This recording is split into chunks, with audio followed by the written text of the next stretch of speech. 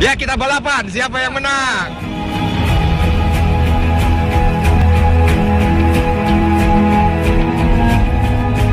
Sahabat yang dicintai Allah, di situ tertulis beberapa bentuk prasasti ya.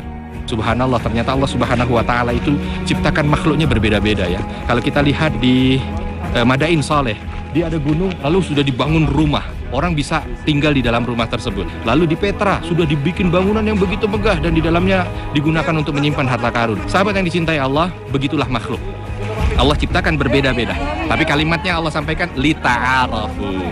Dijadikan ini berbeda-beda untuk saling memahami dan saling mengerti.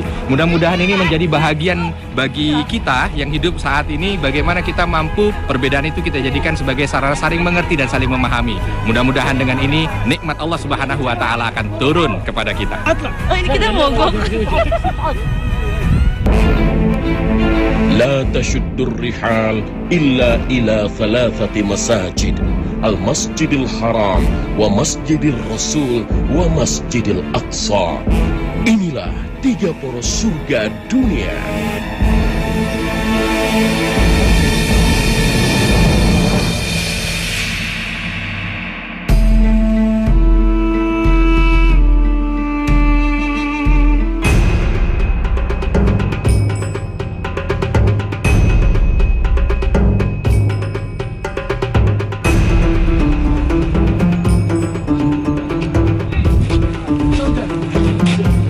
Assalamualaikum warahmatullahi wabarakatuh. Sahabat yang dicintai Allah, alhamdulillah dengan izin Allah saat ini kami disampaikan ke Wadi Rum ya.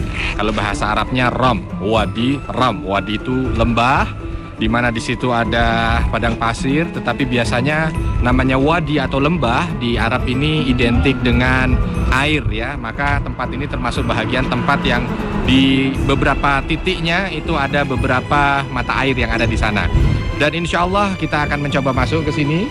Nah, kalau sahabat-sahabat sekalian datang sebelum ke Palestina, main di negara Jordania ini, sempatkan untuk datang ke Wadi Rum yang kurang lebih jaraknya 300 km ya dari kota Amman.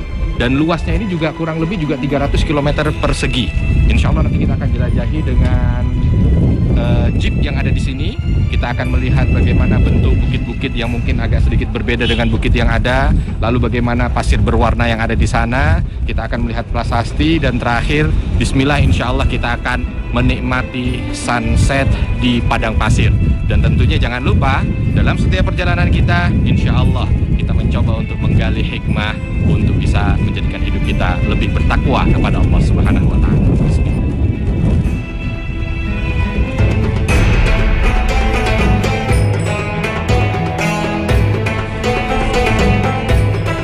Assalamualaikum warahmatullahi wabarakatuh. Sahabat yang dicintai Allah, Wadi Rum adalah salah satu tempat di bumi yang memiliki gurun dan bukit berbatu merah. Karenanya, berada di tempat ini membuat kita seakan-akan berada di planet Mars, seperti yang digambarkan di film-film luar angkasa. Masya Allah. Wadi Rum ini terletak di bagian selatan Jazirah Yordania, tepatnya sekitar 60 km dari kota Aqaba, dekat dengan Petra.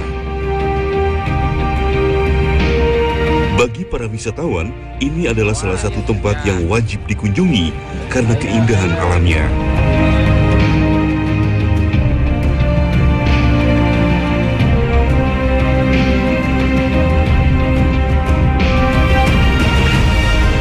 Ya, kita balapan. Siapa yang menang?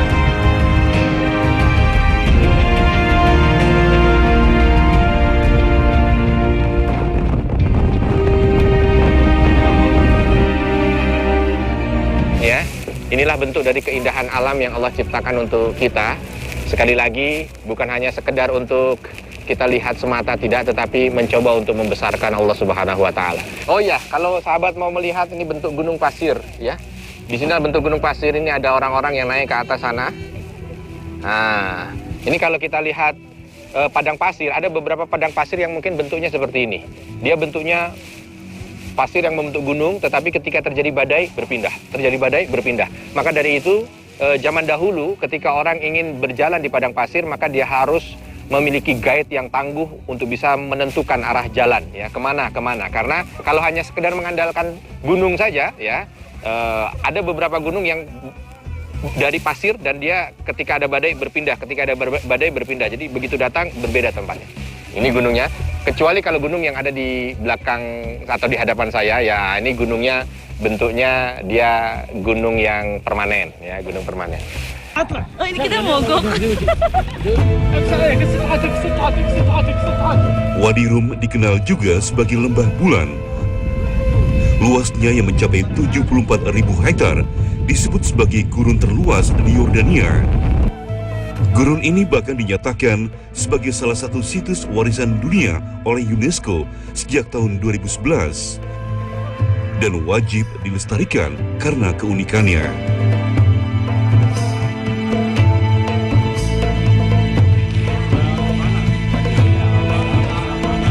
Sahabat yang dicintai Allah, di belakang saya ini jamaah sedang dijelaskan oleh guide kita. Di situ tertulis beberapa bentuk prasasti, ya. Hanya memang prasasti zaman dahulu belum ada tulisan huruf seperti kita, ya. Dia hanya sekedar gambar-gambar saja. Ya, ada gambar onta, kalau saya boleh jelaskan dari sini ada gambar onta, lalu ada gambar tenda, lalu ada gambar lokasi tempat mungkin, ya, atau gambar gunung. Nah, ini menunjukkan bahwa berarti di tempat ini pernah ada peradaban, ya, minimal pernah ada orang menghuni lokasi tempat ini, ya. Walaupun ada juga yang bercerita ini Wadi Rom, ya. Rom itu dari Iram Madzatil Imad, yang ada di dalam Al-Quran disebutkan oleh Allah bahwa kaum Iram ini membangun bangunan-bangunan yang begitu kokoh gitu, ya. Dan Iram ini kaum Ad, ini kaumnya Nabi Hud, ya, yang ada di sebelah selatan Arab, tepatnya berada di Yaman. Hanya kalau kita lihat lokasi kan berbeda, ya. Nah, dari sini kita bisa melihat kemungkinan ada makna lain selain daripada ini. Tetapi saya ingin menjelaskan saja bahwa tempat ini dengan adanya prasasti ini, dan ini memang prasasti ini selalu menjadi acuan, ya, buat orang-orang yang datang ke sini, menunjukkan bahwa tempat ini merupakan tempat yang dulu pernah dihuni. Oleh karena itu kalau kita lihat, ya, bentuk-bentuk lokasinya juga saya kira hampir-hampir mirip dengan apa yang ada di Madain Saleh. Hanya kalau di Madain Saleh ini semua dipahat dan dibikin rumah, ya. Kalau di Petra ini dipahat, dibikin kuburan, dibikin tempat penyimpanan harta karun. Kalau di sini memang tidak ditemukan adanya pahatan-pahatan di gunung-gunung ini, ya. Tetapi ini bisa menjadi salah satu ciri atau salah satu tanda gitu bahwa tempat ini dulu pernah ada orang-orang yang menghidupi. Mungkin hidupnya seperti orang-orang Baduy yang ada sekarang, hanya hidup di tenda saja, ya. Nah, dari sini sahabat kita perlu mengambil pelajaran juga. Subhanallah, ternyata Allah Subhanahu wa Ta'ala itu ciptakan makhluknya berbeda-beda, ya. Kalau kita lihat di Madain Saleh, dia ada gunung lalu sudah dibangun rumah. Orang bisa tinggal di dalam rumah tersebut, ya. Sudah begitu modernnya untuk manusia zaman dulu, ya. Lalu di Petra sudah dibikin bangunan yang begitu megah dan di dalamnya digunakan untuk menyimpan harta karun. Sedangkan di sini dia hanya sekedar ada prasasti saja untuk bisa hidup di tempat seperti ini. Sahabat yang dicintai Allah, begitulah makhluk. Allah ciptakan berbeda-beda, tapi kalimatnya Allah sampaikan lita'arafu. Dijadikan ini berbeda-beda untuk saling memahami dan saling mengerti. Mudah-mudahan ini menjadi bahagian bagi kita yang hidup saat ini, bagaimana kita mampu perbedaan itu kita jadikan sebagai sarana ta'aruf. Perbedaan itu kita jadikan sebagai sarana saling mengerti dan saling memahami. Mudah-mudahan dengan ini nikmat Allah Subhanahu wa Ta'ala akan turun kepada kita.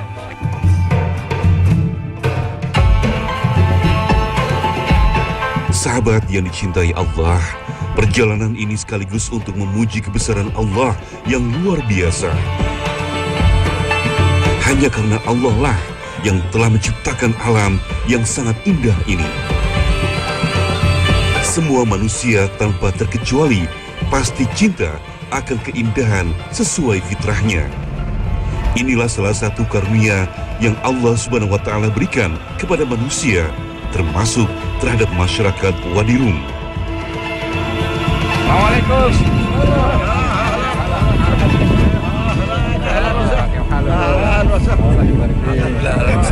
Arifin, sahabat yang dicintai Allah, beginilah wajah ramahnya sahabat-sahabat kita yang ada di Wadi Rum ya. Ini sahabat-sahabat kita ini di sini menyewakan onta-onta. Kalau ada yang ingin menikmati naik onta di padang pasir ya, biasanya naik di tempat yang seperti ini. Nanti di belakang sana ada tempat kalau kita mau menikmati sisi-sisi bukit sambil ngeteh ya, subhanallah. Nanti kita bisa juga ke sana. Nah, ini sahabat-sahabat kita yang mencoba untuk memberikan bantuan kebahagiaan. Saya ingin mengambil pelajaran dari sahabat-sahabat yang ada di sini ya. Mereka bekerja, memang mereka bekerja dan mereka mendapatkan uang dari kerjanya ya. Tetapi subhanallah ada satu yang kita ambil dari sini bahwa mereka bekerja untuk membantu orang lain supaya bahagia. Nah, ini kalau seandainya dia mampu untuk ikhlas dalam bekerjanya, subhanallah. Bukan hanya sekedar dia mendapatkan harta saja atau uang saja dari yang dia kerjakan, tetapi dia mampu untuk bisa mendapatkan pahala dari kerja dia. Mudah-mudahan semangat sahabat-sahabat kita ini juga mampu untuk kita serap di kehidupan kita di tanah air. Ketika kita bekerja, bagaimana kerja kita bukan hanya sekedar mendapatkan uang untuk kita, tetapi kerja kita mampu untuk bisa memberikan kebahagiaan untuk orang lain ya. Dari sini kita minum teh dulu. Assalamualaikum. Jazakallah khair.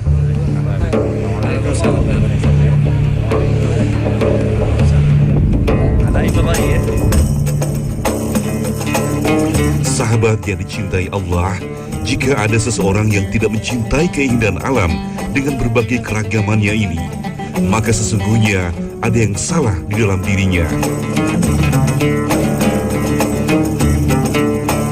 Sahabat yang dicintai Allah, mengunjungi Wadi Rum, kita juga bisa sambil bertadabur alam untuk lebih mengenal kebesaran Allah Subhanahu wa Ta'ala yang telah menciptakan langit dan bumi serta segala isinya. Seperti firman Allah dalam surah Al-Ghasyiyah ayat 17. Maka apakah mereka tidak memperhatikan unta, bagaimana diciptakan, dan langit bagaimana ditinggikan, dan gunung-gunung bagaimana ia ditegakkan, dan bumi bagaimana ia dihamparkan. Maka berilah peringatan, karena sesungguhnya engkau Muhammad hanyalah pemberi peringatan.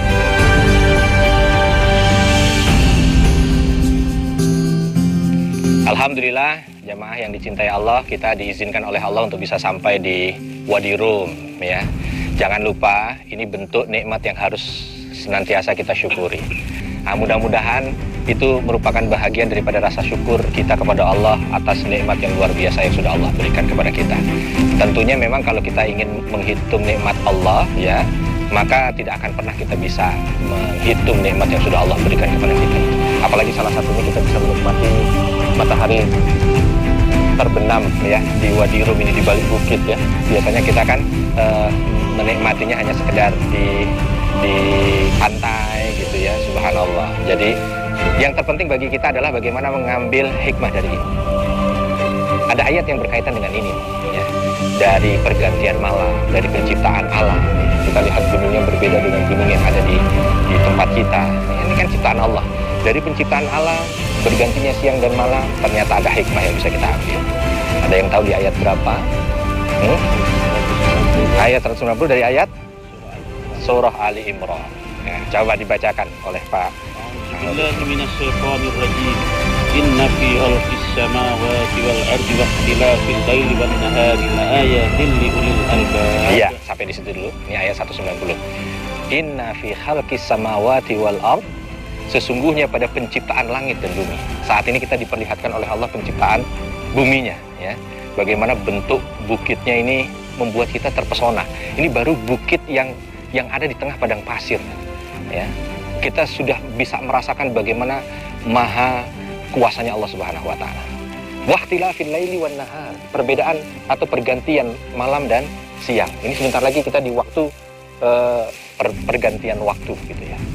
Itu pasti ada tanda-tanda bagi mereka yang ulul albab. Nah, kalau ada pertanyaan ulul albab itu siapa? Ulul albab kalau dilihat dari segi makna, mereka-mereka yang punya otak cerdas untuk bisa berpikir tentang ini. Tapi disampaikan di ayat berikutnya, siapa sih sebenarnya ulul albab itu? Ya, silakan Pak Haji Sukiman. Allazina yadhkuruna Allaha qiyaman wa qu'udan wa 'ala junubihim wa yatafakkaruna fi khalqis samawati wal ardh. Nah, Rabbana ma khalaqta hadza batila subhanaka faqina azabannar. iya. Jadi Itu adalah terjemahan dari ulul albab. Kalau ditanya, ada beberapa ayat itu yang nanti dijelaskan oleh Allah Subhanahu wa taala oleh ayat berikutnya. Kalau tadi ulul albab secara bahasa kita banyak yang paham, tapi siapa sebenarnya ulul albab yang dimaksud oleh Allah Subhanahu wa taala dalam surah Ali Imran 190 itu? Dilanjutkan di 191. Alladzina yadhkurunallaha. Dia yang senantiasa mengingat Allah Subhanahu wa taala dalam berbagai kesempatan. Di sini disebutkan dalam keadaan tidur, berbaring, duduk, berdiri, jalan. Ingatnya Allah. Jadi kalau seandainya nih Bapak dan Ibu sekalian jamaah yang dicintai Allah, dari gerbang depan sampai ke sini kalau ngeliat Allah, Allah, Allah, wah, itu subhanallah, itu tanda bahwa benih-benih ulul albab ada dalam hati kita. Ya. Tapi kalau sekarang, cakep banget ya, keren, gitu aja, nggak ada kalimat Allahnya, takut tuh benih ulul albab nggak ada. Maka dilanjutkan di sini dengan kalimat doa yang biasa disampaikan gitu ya. Rabbana ma khalaqta hadza batila. Yang pertama ingat Allah, lalu memuji. Subhanaka. Subhanaka. Ya Allah, Engkau Maha Suci ya Allah. Kembali ke Allah gitu. Bahwa kita ini kecil, dapat mencuci hatinya gitu. Ya, ini prosesnya. Yang pertama dia ingat Allah, dia berzikir kepada Allah, lalu karena kebesaran Allah itu dia sadar akan rendahnya dirinya di hadapan Allah, banyaknya dosa dia dan lain sebagainya. Ditutup dengan yang terakhir nih, yang mungkin kita belum. Faqina adzaban. Orang ulul albab itu ketika melihat kebesaran Allah, dia ingat Allah, dia sucikan hatinya, ditutup dengan doa. Kalau yang disebut oleh Allah di sini doanya dijauhkan dari api neraka. Doanya bebas apa aja. Ya, kalau kayak gini, ya Allah, Engkau baru ciptakan bukit seperti ini di tengah padang pasir aja begitu indahnya ya Allah. Jangan haramkan diriku dari indahnya surga. Jangan haramkan mataku ini untuk bisa melihat kenikmatan yang sudah Engkau siapkan di surga. Nah, ini ulul albab. Ya. Nah, mudah-mudahan kita termasuk bahagian orang yang disebut oleh Allah Subhanahu wa taala sebagai ulul albab. Amin, amin, amin, amin. Amin ya rabbal alamin. Mudah-mudahan semangat Wadirum, semangat ulul albab. Ya. Amin. Allah.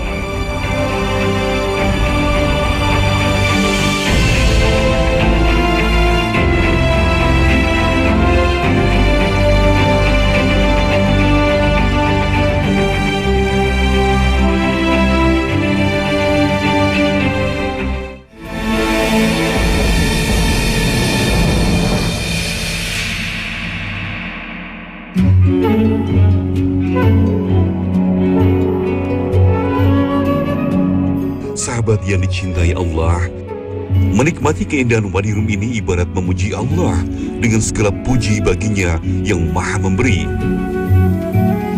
Allah Subhanahu wa ta'ala tidak hanya memberikan apa yang kita inginkan, tetapi juga apa yang kita butuhkan. Sahabat yang dicintai Allah, alhamdulillah kesempatan kali ini kita diizinkan oleh Allah untuk bisa banyak menimba ilmu dari Wadirum. Semoga semangat Wadirum mampu menjadikan kita menjadi hamba-hamba Allah yang mendapatkan gelar ulul albab. Hambanya yang senantiasa ketika melihat kekuasaan Allah memujinya. Hambanya yang senantiasa ketika melihat kekuasaan Allah ingat kepadanya. Dan hambanya yang senantiasa ketika mengingat kekuasaan Allah bermunajat dan mohon kepadanya. Mudah-mudahan dengan ini semua kita mampu menjadi hamba Allah yang bisa mendapatkan kenikmatan bukan hanya sekedar di dunia saja, tapi insya Allah Allah berikan kenikmatan surga untuk kita, dan inilah poros surga.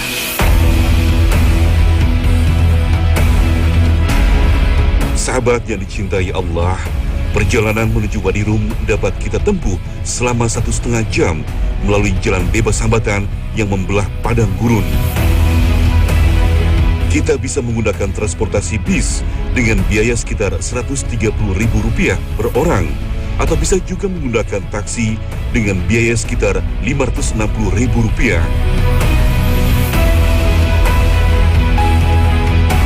Sesampainya di Wadirum, kita akan langsung disambut oleh masyarakat Baduin yang tinggal di tenda-tenda. Bagi wisatawan yang ingin bermalam, mereka juga bisa menyewa tenda di sini dengan biaya sekitar Rp350.000 untuk bermalamnya. Menginap di Wadirum tentu membuat kita bisa membaur dan merasakan langsung seperti apakah kehidupan masyarakat nomaden ala Baduin di sini. Subhanallah.